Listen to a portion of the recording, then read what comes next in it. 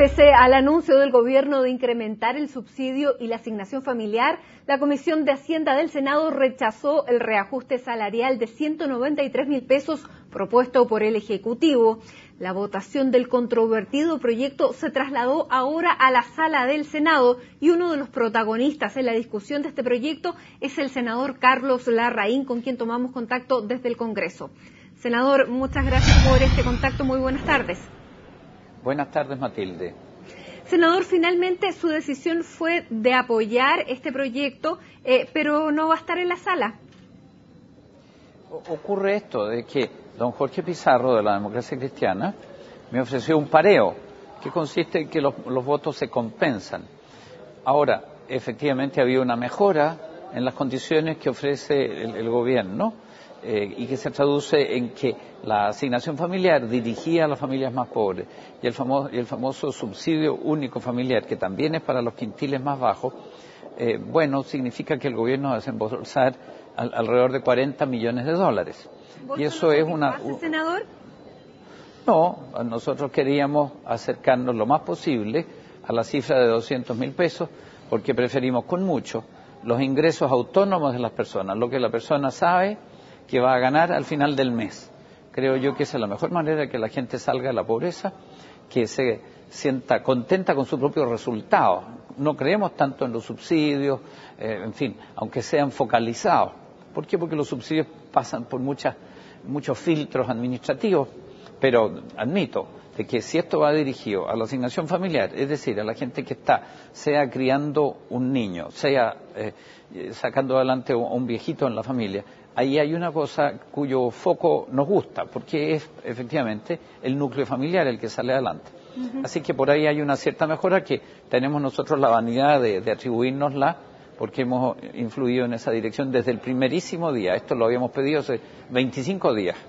Senador, pero siente que no pudo doblar la mano tal como lo hizo la UDI con el impuesto específico a los combustibles en el caso de la reforma tributaria, que usted finalmente no pudo lograr el objetivo y el anhelo de poder llegar a los 200.000 pesos. Efectivamente, admito que no tuve la fuerza para conseguirlo. Sí conseguimos una cierta mejora y hemos conseguido una cosa muy importante, y es que se entienda que nosotros en la Renovación Nacional estamos por la gente que trabaja. Y eso es lo que significa mejorar el salario mínimo, apoyar a la gente que trabaja. Ahora, la propuesta de nuestros colegas en la Alianza, la Unión Demócrata Independiente, de suprimir el impuesto a los combustibles, eso sí que era oneroso. Costaba 2.400 millones de dólares y habría significado un déficit anual del 3% del presupuesto. O sea, de cada 100 pesos habrían faltado 3 para enfrentar el gasto público. Eso era mucho más grave, mucho más disonante, por así ponerlo. Lo nuestro era más modesto y orientado al ingreso familiar. Usted hablaba que esto costaría alrededor de 24 millones de dólares al año y que era nada comparado con los 240.000 millones que recibía el Estado, que era como un vaso de agua en el mar. Entonces, ¿cómo se entiende que no se pueda dar un vaso de agua en el mar? Bueno, yo personalmente no lo entiendo. No me he dejado persuadir por los argumentos como de escuela que se producen. Aquí están incidiendo las razones que podemos llamar técnicas, pero resulta ser de que hay detrás del salario mínimo hay una persona y muchas veces hay una familia. Por eso es que pensamos que el argumento no es rigurosamente matemático, que hay que meter un factor de corrección que podemos llamar de equidad. Y eso es lo que nosotros hemos tratado de empujar, porque a nosotros, lo he dicho hace unos meses, no nos preocupa tanto que haya ricos, lo que nos preocupa es que siga habiendo pobres, y creemos más en el trabajo personal, esforzado, que en los subsidios para salir de la pobreza. Ese es el centro de nuestro argumento. Senador, entonces su voto es absolutamente a regañadientes. ¿Por qué vota a favor? Porque también tenemos una responsabilidad que es la de darle sustento al trabajo del gobierno. Más de una vez hemos votado a contrapelo. Es parte de la obligación de un partido de gobierno. Eso es también importante. Hicimos un esfuerzo leal, francote, a veces demasiado franco. Yo me he resistido porque de repente me han querido hacer como unas guapiás que yo no estoy dispuesto a aceptar. Ya es conocido ese tema. Pero bueno, hay que ser realista, uno puede llegar hasta un punto y no más allá. ¿Qué le parece que uno de los diputados de su partido, Gaspar Rivas, en la discusión la semana pasada haya sido el único que levantó un letrero diciendo 200.000 pesos se puede y haya hecho una amonestación al gobierno bastante fuerte, tal vez la más fuerte de toda la discusión de ese día? Yo creo que un diputado tiene derecho a sostener eso. Él se basa en la misma razón que me baso yo, y es de que la economía está funcionando bien y se le puede forzar un poquito, apurar un poquito el tranco, precisamente para que los bolsones de pobreza vayan disminuyendo. Ahora, si poner un letrero es buena idea, yo soy partidario de que se observen las formas dentro de la Cámara, pero que la posición del diputado me parece perfectamente respetable y yo lo apoyo. Senador, es bastante simbólico que el senador Pizarro se haya pareado precisamente con usted, porque usted fue el Sí. buen compañero que decidió darle el pareo. Porque nosotros con la Democracia Cristiana hace alrededor de 15 o quizás más días teníamos un acuerdo tácito de que si se llegaba a una cifra de los 200 o cercana a los 200, la Democracia Cristiana iba a votar por el proyecto del gobierno. Entonces ahí hubo un entendimiento que yo valoro mucho, y don Jorge Pizarro ha sido muy caballero en ofrecerme este pareo porque sabe que estoy en un dilema. Pero repito, primo, en este caso, uno, que va a haber reajuste del salario mínimo, si no, no va a haberlo. Segundo, que se aumentaron las asignaciones familiares y el subsidio único familiar, que también es una ayuda para la familia. Y luego que, ya digo, tenemos que apoyar al gobierno porque es el gobierno que nosotros ayudamos a elegir y con el cual estamos.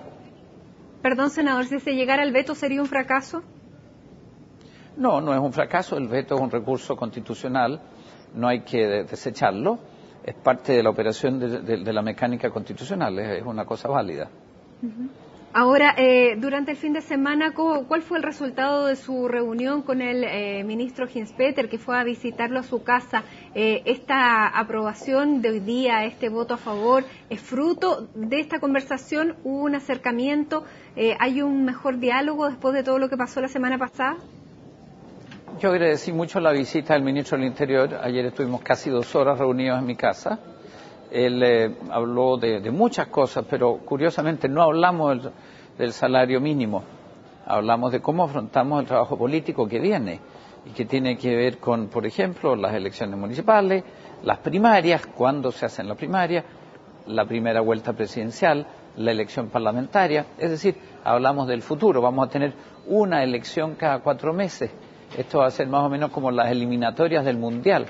Vamos a terminar muy cansados y si no trabajamos más o menos de la mano los que tenemos afinidades políticas, seríamos casi o tontos de la cabeza o suicidas, no sé bien, no sé qué será peor en el caso. Senador, ¿usted se va a reunir prontamente con el presidente Sebastián Piñera para definitivamente limar las asperezas con el partido del que proviene el presidente?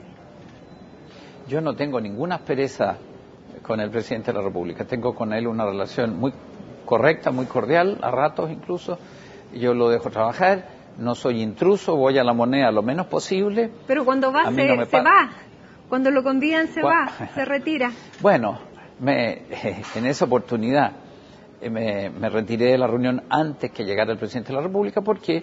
Porque estaba presente una persona que había sido particularmente descortés conmigo, si acaso no había proferido una injuria, al tratarme de extorsionador. El que extorsiona consigue algo para sí mismo, a lo cual no tiene derecho. Y eso es feo. Yo no tenía por qué aceptar eso. Ahora, peor habría sido que la reunión hubiera discurrido conmigo enfurruñado. Así que opté por irme. Tengo derecho a defender mi buen nombre y tengo derecho también a elegir con quién me reúno. ¿Y se ha acercado con el diputado Godoy o no hay un diálogo? No, yo lo veo muy rara vez al diputado, no tengo muchas ocasiones de encontrarlo. Senador, más allá de la discusión puntual del salario mínimo y la posición suya bastante conocida, muchos decían que lo que había por detrás de esta discusión, mucho más allá, y que usted ya no está mirando este gobierno, sino que está mirando mucho más allá y a lo mejor acercar posiciones hacia la democracia cristiana. ¿Qué hay de cierto en este, digamos, escenario político que se vislumbra tras su negativa o su posición frente a los 200.000 pesos? Su pregunta, Matilde, tiene 2 puntos. Uno, si acaso yo hago este movimiento en favor de un salario mínimo mejorado, como quien dice, para darle una prueba de cariño a la democracia cristiana. No es eso. No de cariño, yo creo más que bien unas posiciones más cercanas con la democracia cristiana que con la misma alianza. Bueno, esto tiene, Matilde, sustancia. Creemos nosotros que el salario mínimo puede ser mejor, creemos que hay una oportunidad de apretar un poquito las clavijas a la economía para que rinda más, y eso ha sido lo central. La posición nuestra tiene sustancia, no es de ocasión. Ahora, y este es el segundo elemento de su pregunta, por supuesto que creo yo que tenemos que buscar elementos de conversación comunes con los sectores con los cuales tenemos por lo menos un vocabulario compartido. Y nosotros queremos tenerlo con la democracia cristiana, y quisiéramos que con la democracia cristiana también haya una salida hacia el centro. No puede ser que la democracia cristiana esté obligada a mirar solo hacia el Partido Comunista. Durante estos días que estuve enfermo en cama, leí un libro en que se relata la internación de 40 toneladas de armas para alimentar una guerra civil en Chile, y eso lo hizo el Partido Comunista. Y eso lo publica ahora el Partido Comunista en 400 páginas, y que relatan esto como si fuera una cosa macanúa, estupenda, que valientes fueron. Entonces, oye, ¿qué tiene que ver la democracia cristiana? ¿Hay algo de cariño hacia la democracia cristiana? Tal vez como la Concertación está ahora pensando en ampliarse hacia la izquierda, la alianza podría ampliarse hacia el centro e incluir en una próxima eventualidad en próximas elecciones a la democracia cristiana. ¿Usted está mirando hacia allá? Yo trato de mirar un poquitito más allá, porque en política hay que hacer un empeñito de anticiparse. Yo tengo muy buenas relaciones con muchos demócratas cristianos, con otros seguramente las tengo muy malas, y ellos dirán lo mismo de mí, que no le tengo por qué caer bien a todo el mundo o viceversa. Pero sí creo yo de que con la democracia cristiana como partido hay que buscar una ecuación de trabajo futuro. Yo no digo de que se haya que hacer una alianza muy formal, pero sí hay que pensar en que la democracia cristiana tiene que tener para dónde mirar en la dirección nuestra. No puede ser que solo mire a la izquierda. Es un partido de centro, y los partidos de centro pueden gobernar con la izquierda o pueden gobernar con la derecha. Esa es la mejor y la más simple de las definiciones de un partido de centro. ¿Y usted le abre la puerta? Yo le abro la puerta lo más que puedo, incluso en un programa de televisión. Los dejé invitados a participar en nuestra primaria, si llegara a ocurrir una primaria. O sea, ¿por qué no? Hablemos de política, qué cosa más buena. Muy bien, senador, muchas gracias por este contacto. Le agradecemos, lo vemos bastante más recuperado después de la semana pasada, y ya lo tendremos por acá en el estudio también para conversar más ampliamente sobre la política. Muchas gracias, Matilde, por dejarme conversar con ustedes. Muy bien. Muchas gracias. Nosotros hacemos una pausa aquí en CNN, pero ya volvemos con más informaciones. No se vayan.